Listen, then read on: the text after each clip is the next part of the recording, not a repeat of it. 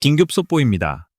지금 유럽의 심장부와 안데스 산맥 너머 남미 대륙에서 믿기 힘든 광경이 펼쳐지고 있습니다. 수십 년간 전 세계 방산 시장을 주도해온 영국, 프랑스, 독일의 자존심이 처참하게 무너져 내리는 순간, 그 빈자리를 거대한 금속 굉음과 함께 정체불명의 괴물들이 장악하기 시작했습니다. 진흙탕에 빠져 허우적거리는 유럽의 명품 전차들을 비웃기라도 하듯 수십 톤의 육중한 차체를 이끌고 수직벽을 타고 넘으며 영하 30도의 혹한 속에서도 단 한 번의 시동으로 포효하는 이 압도적인 존재감 앞에 전 세계 군사 전문가들은 경악을 금치 못하고 있습니다. 유럽의 전통 강대국들이 수조 원의 예산을 투입하고도 해결하지 못한 치명적인 결함이 드러나며 안보 공백이 발생하자 스페인과 페루를 비롯한 국가들은 수십 년간 이어온 서방 무기 체계와의 결별을 선언했습니다. 더 이상 이름값에 속지 않겠다며 그들이 선택한 것은 놀랍게도 지구 반대편에서 날아온 낯선 이름의 검은 표범과 대형 망치였습니다. 한때 변방의 기술이라 치부되던 이 무기들이 어떻게 유럽의 안보 지형을 송두리째 재편하고 중국의 노골적인 견제와 뒤통수 전략을 단 한 방에 무력화시켰을까요? 지금 전 세계는 이 경이로운 역전극의 주인공에게 모든 시선을 집중하고 있습니다. 이 충격적인 사건 뒤에는 세계 안보의 판도를 뒤흔들 거대한 국가적 자부심과 기술력의 비밀이 숨어 있었습니다. 오늘 이 사연을 통해 대한민국이 어떻게 전 세계의 수호신으로 거듭나고 있는지 그 가슴 벅찬 현장을 생생하게 전해드리겠습니다. 시작 전 여러분의 좋아요와 구독, 알림 설정은 국격을 높이는 이런 소중한 소식을 전해드리는데 큰 힘이 됩니다. 지금 바로 시작합니다. 저는 지금 안데스 산맥의 희박한 공기를 마시며 페루의 광활한 훈련장 한복판에 서 있습니다. 불과 몇 년 전까지만 해도 이곳은 엔진이 꺼져버린 중국산 장비들의 무덤이나 다름없었죠. 하지만 지금 제 눈앞에는 태극기와 페루 국기가 선명하게 새겨진 육중한 철갑 기마들이 끝도 없이 늘어서 있습니다. 이 경이로운 변화의 시작은 제가 처음 한국이라는 나라의 기술력을 목격했던 그 추운 겨울날로 거슬러 올라갑니다. 제가 처음 북유럽, 핀란드의 동토에서 한국의 무기를 목격했을 때의 일입니다. 12월의 핀란드는 그야말로 생명이 살기 힘든 극한의 환경입니다. 영하 30도까지 떨어지는 기온은 사람의 숨결마저 얼려버리고 모든 기계 장비의 기름을 끈적하게 굳혀 시동조차 걸리지 않게 만들죠. 당시 핀란드 방위군 내부에서는 우리 군의 화력 구조를 근본적으로 바꿔야 한다는 목소리가 높았습니다. 러시아와의 접경지대를 지키기 위해서는 단순히 멀리 쏘는 포가 아니라 어떤 악조건 속에서도 단 한 방에 적을 무너뜨릴 수 있는 확실한 결정타가 필요했기 때문입니다. 그때 등장한 것이 바로 한국에서 온 K9 자주포였습니다. 핀란드 사람들은 이 무기를 보고 모우카리, 즉 대형 망치라는 별명을 붙여주었습니다. 핀란드 포병 철학에서 모우카리는 정확하게 급소를 내려쳐 상황을 종료시키는 무서운 힘을 상징합니다. 처음 한국산 무기를 도입한다고 했을 때만 해도 주변 유럽 국가들은 비웃었습니다. 독일이나 영국의 명품 무기를 두고 왜 굳이 아시아의 작은 나라 제품을 사느냐는 시선이었죠. 하지만 독립기념일 퍼레이드에서 위용을 드러낸 K9의 모습은 그 모든 의구심을 잠재우기에 충분했습니다. 북유럽 국가들은 무기를 선택할 때 화력보다 신뢰성을 최우선으로 칩니다. 아무리 성능이 좋아도 눈더미에 갇히거나 엔진이 얼어붙으면 고철 덩어리에 불과하니까요. 그런데 한국의 장비들은 달랐습니다. 눈과 얼음이 장기간 지속되는 환경에서도 한국산 엔진은 마치 기다렸다는 듯 굉음을 내며 깨어났고 고무나 플라스틱 부품이 추위에 깨지는 일도 없었습니다. 핀란드는 당초 계획했던 수량에 더해 수십 문을 추가로 더 계약하며 자신들의 지상군 화력 중심축을 아예 한국산으로 재편해버렸습니다. 이는 단순한 무기 구매를 넘어 한 국가의 안보 생명선을 한국에 맡긴 것이나 다름없었습니다. 비단 핀란드뿐만이 아니었습니다. 폴란드 역시 지난 12월 로켓 포병대 창설 60주년 행사에서 한국의 K9을 주인공으로 세웠습니다. 폴란드 군인들은 이제 K9을 수호신이라 부릅니다. 크리스마스 시즌에는 자주포에 정성스럽게 장식을 하며 전쟁의 신 위에 군림하는 진짜 포병이라는 찬사를 아끼지 않았습니다. 유럽의 전통적인 방산 강국들이 견제구를 날리며 한국 무기의 한계를 지적할 때 한국은 오직 압도적인 성능과 결과로 그들의 입을 막아버렸습니다. 저는 그 현장에서 한국이라는 나라가 가진 저력이 얼마나 무서운 것인지, 그리고 그들이 만든 강철의 심장이 얼마나 뜨거운지 온몸으로 느낄 수 있었습니다. 유럽의 방산 강국들이 한국산 무기의 약진을 시기 섞인 시선으로 바라보고 있을 때 정작 그들의 안방에서는 충격적인 사건들이 터지기 시작했습니다. 가장 먼저 자존심에 금이 간 곳은 전차의 종가라고 자부하던 영국이었습니다. 최근 우크라이나 전쟁터에서 들려온 소식은 전 세계 군사 관계자들을 아연실색하게 만들었습니다. 영국이 야심차게 제공했던 챌린저2 전차가 우크라이나의 악명 높은 진흙탕인 라스푸티차에 빠져 옴짝달싹 못하는 사진이 공개된 것입니다. 수십억 원을 호가하는 영국의 명품 전차가 적의 포탄이 아니라 단지 진흙더미에 갇혀 무용지물이 된 모습은 전 세계에 큰 충격을 안겨주었습니다. 영국 국방부는 서둘러 다음 모델인 챌린저3 개발에 박차를 가하겠다고 발표했지만 상황은 더욱 절망적이었습니다. 영국의 루크 폴라드 국방장관은 주요 방위 플랫폼 계약에 무려 6년이라는 긴 시간이 걸린다고 시토하며 자국에 무너진 방산 인프라를 한탄했습니다. 더 기가 막힌 사실은 진흙탕에 빠졌던 전차의 무게가 60톤이었는데 새로 만들겠다는 전차는 무려 76톤으로 계획되었다는 점입니다. 엔진과 변속기의 획기적인 개량 없이 무게만 늘린 이 전차를 두고 영국의 군사 전문가들조차 전장에서 쓸모없는 고철이 될 것이라며 독설을 내뱉었습니다. 이러한 유럽 전차들의 굴욕적인 모습은 역설적으로 한국산 K2 전차의 가치를 하늘 높이 치솟게 만들었습니다. 서구권의 무거운 전차들이 기동성을 잃고 러시아 무인기의 손쉬운 먹잇감이 될 때 한국의 K2 전차는 전혀 다른 차원의 성능을 보여주었습니다. K2 전차는 서양의 전차들보다 훨씬 가벼우면서도 월등한 기동력을 갖추었습니다. 어떤 험지나 진창에서도 멈추지 않고 전진하는 한국 전차의 모습에 우크라이나 군인들은 경탄을 금치 못했습니다. 폴란드가 도입한 한국의 전차 부대를 보며 유럽인들은 이제 수준이 다른 진짜 전차가 나타났다고 말하기 시작했습니다. 사실 한국의 K9 자주포가 영국 시장에 도전했을 때만 해도 고배를 마신 적이 있었습니다.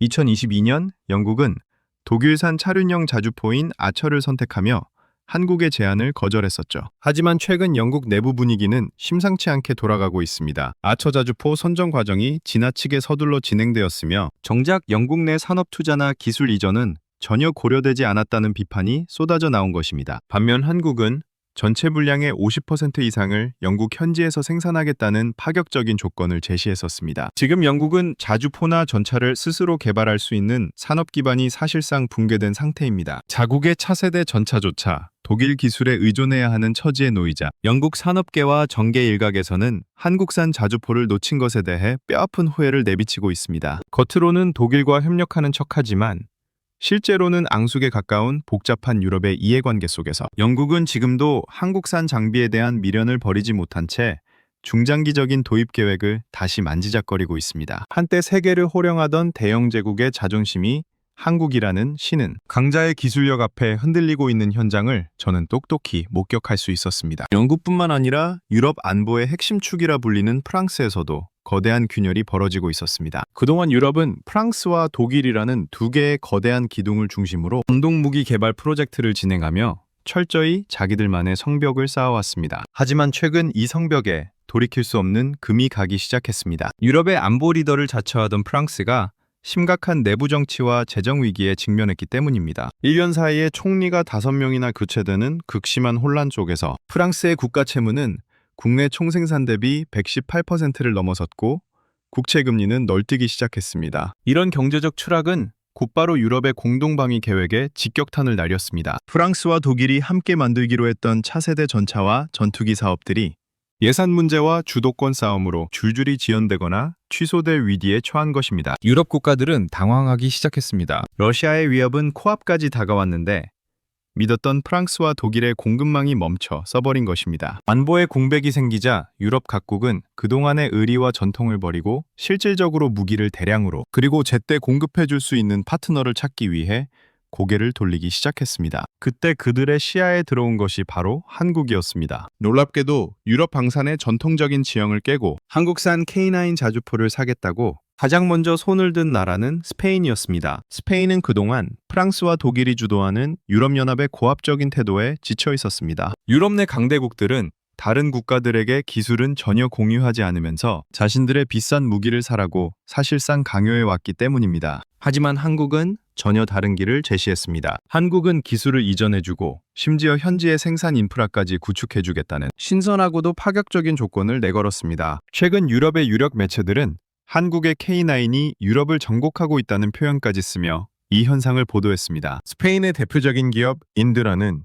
한국 방산업체들과 연쇄 미팅을 하며 한국의 기술을 흡수하기 위해 사활을 걸고 있습니다. 이는 단순히 무기를 사고 파는 관계를 넘어 한국이 유럽의 안보 생태계 내부로 깊숙이 파고들고 있음을 의미합니다. 실제로 유럽연합은 한국과 공식적인 안보 방위 파트너십을 체결했습니다. 비유럽 국가의 부품을 최대 35%까지 허용하는 새로운 규정은 사실상 한국 기업들이 유럽 방산 프로젝트의 핵심 파트너로 들어오라는 초대장이나 다름없었습니다. 한국은 이미 폴란드에서 천무 유도탄을 현지 생산하는 체제를 구축하며 유럽 공급망의 내부자로 자리 잡았습니다. 프랑스의 재정 악화로 독일과의 공동 개발이 불투명해진 틈을 타 한국의 K2 전차와 K808 장갑차는 동유럽을 넘어 서유럽의 안보 공백을 메울 유일한 대안으로 떠올랐었습니다. 나토와 유럽연합이라는 두 체계 모두에서 한국의 영향력은 나날이 커지고 있습니다. 수십 년간 요지부동이던 유럽의 방산 지형이 흔들리는 지금, 그 중심선에 대한민국이 서 있는 모습을 보며 저는 전 세계 군사 지도가 다시 그려지고 있음을 확신할 수 있었습니다. 유럽에서 들려오는 승전보만큼이나 놀라운 소식은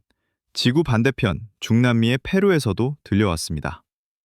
최근 페루는 한국의 현대로템과 함께 K2 주력 전차와 K808 장갑차를 도입하기 위한 역사적인 전략적 협정을 체결했습니다. 이는 한국의 K2 전차가 중남미 대륙에 진출하는 역사상 첫 사례이자 약 2조 6천억 원이라는 중남미 지상 장비 수출 역대 최대 규모의 계약이었습니다. 그런데 이 거대한 승리 뒤에는 중국의 뼈아픈 실책과 뒤통수 전략이 숨어 있었습니다. 사실 페루는 오래전부터 노후화된 소련제 T55 전차를 교체하기 위해 골머리를 앓고 있었습니다. 2009년경 중국은 페루의 경제적 약점을 파고들며 자신들의 MBT-2000 전차를 강력하게 밀어붙였습니다. 당시 페루는 중국과의 경제적 이해관계 때문에 어쩔 수 없이 중국산 전차를 들여와 시험평가를 진행했습니다. 하지만 결과는 처참했습니다. 사격은 불안정했고 센서는 제멋대로였으며 내부 부품의 품질은 조잡하기 이를 데 없었습니다. 더 큰 사고는 그 다음이었습니다. 중국산 엔진이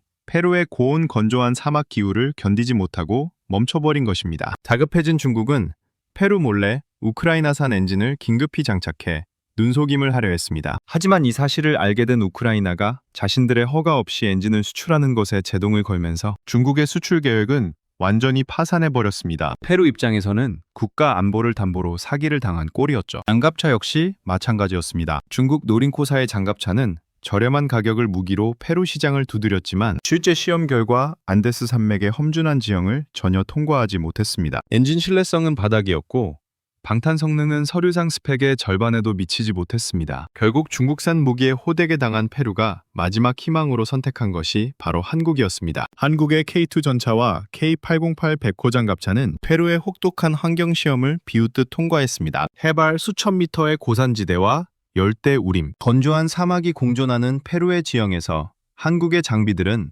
차원이 다른 기동성과 포탑 제어 능력을 선보였습니다. 페루인들은 강력한 엔진 굉음을 내며 사막을 질주하는 한국산 장갑차를 보며 열광했습니다. 그들은 적어도 중국산 전차에서 겪었던 굴욕적인 일은 다시 일어나지 않을 것이라며 안도와 환호를 보냈습니다. 페루 내에서 중국에 대한 여론은 이미 최악으로 치닫고 있었습니다. 중국 기업들은 페루의 광산과 항만을 장악하며 막대한 이익을 챙겨갔지만 현지인들에게는 환경오염과 불평등한 계약만을 남겼기 때문입니다. 반면 한국은 달랐습니다. 단순히 무기를 파는 데 그치지 않고 페루 현지에 조립 공장을 세우고 산업단지를 건설하여 페루 스스로 무기를 관리하고 생산할 수 있는 능력을 키워주겠다고 약속했습니다. 페루인들에게 한국은 자원을 빼앗아가는 약탈자가 아니라 함께 성장하는 진정한 형제국가로 인식되기 시작했습니다. 중국이 뿌린 불신의 씨앗이 한국이라는 진정성 있는 파트너를 만나 거대한 감동의 꽃으로 피어난 것입니다. 지금 페루 전역은 한국과의 파트너십 소식의 축제 분위기입니다. 페루 육군은 이번 협정을 통해 2050년까지 필요한 수백 대의 장갑차와 전차 물량을 확보하며 남미 최고의 기갑 전력을 갖추게 되었습니다. 페루의 네티즌들은 한국어를 배우고 싶다는 반응부터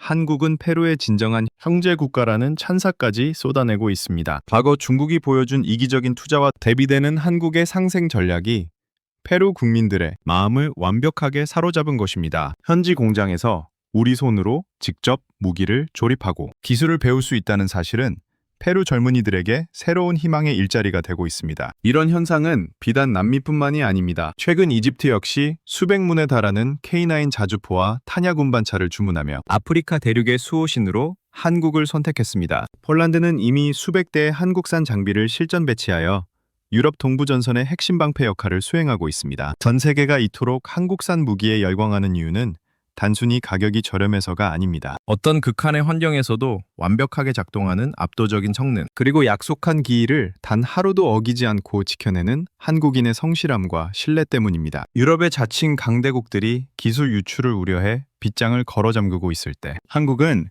함께 잘 살자며 기술을 전수하고 현지 생산 라인을 구축해 주었습니다. 이것은 단순한 비즈니스를 넘어선 한국만의 진정성 있는 외교 방식입니다. 수출로 먹고 사는 나라라는 숙명 속에서 수십 년간 갈고 닦은 노하우와 솜씨가 이제는 세계 안보를 책임지는 거대한 힘이 된 것입니다. 한국 정부와 기업들이 목표로 세웠던 세계 4대 방산, 수출국 진입은 이제 더 이상 꿈이 아닌 눈앞의 현실로 다가오고 있습니다. 과거 우리는 다른 나라의 도움 없이는 스스로를 지킬 총 한 자루조차 만들지 못하던 나라였습니다. 하지만 지금은 전 세계가 한국의 전차와 자주포를 사기 위해 줄을 서고 있으며 우리 무기가 평화를 지키는 최후의 보루가 되고 있습니다. 안데스 산맥의 험준한 능선을 달리는 K2 전차와 북유럽의 설원을 가르는 K9 자주포를 바라보며 저는 한국인이라는 사실이 이토록 자랑스러울 수 없었습니다. 우리의 기술력이 누군가에게는 안심하고 잠들 수 있는 평화가 되고 또 다른 나라에는 함께 성장하는 기회가 된다는 사실이 가슴 벅찬 감동으로 다가옵니다. 이제 전 세계 방산 시장의 표준은 독일도 영국도 아닌 대한민국이 되고 있습니다. 정직한 기술과 진심 어린 협력으로 무장한 K방산의 진격은 앞으로도 멈추지 않을 것입니다. 머지않아 5대양 6대주. 어디를 가더라도 우리 기술로 만든 든든한 장비들이 그 나라의 평화를 지키고 있는 모습을 보게 될 것이라 확신합니다. 대한민국의 위대한 행보는 이제 시작일 뿐입니다. 긴 이야기 함께 해주셔서 감사합니다.